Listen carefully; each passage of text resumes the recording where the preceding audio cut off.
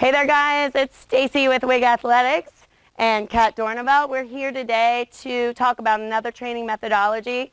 There's 1,000,001 training methodologies out there. I've been in the sport for a really long time, so I'm introducing some of the ones that I feel have been the most beneficial. One is partial repetitions.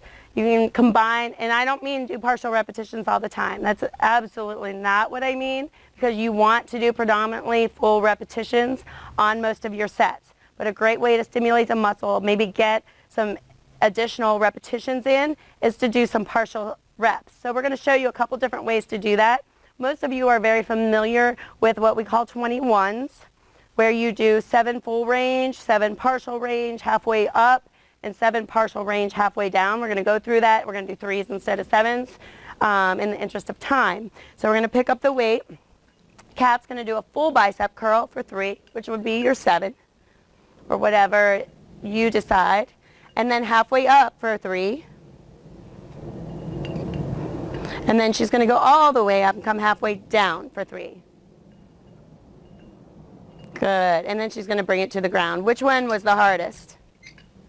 Bringing it halfway up. Halfway up, yeah. So you quickly find out what the most difficult repetition or part of your repetition is. Now I'm going to show you what we call 1.5s. And 1.5s means exactly what it sounds like. You do a full repetition and a partial repetition to equal 1 rep.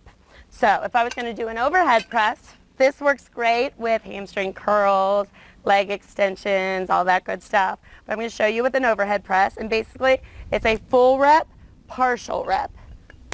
Full, partial. Full, partial, full, partial.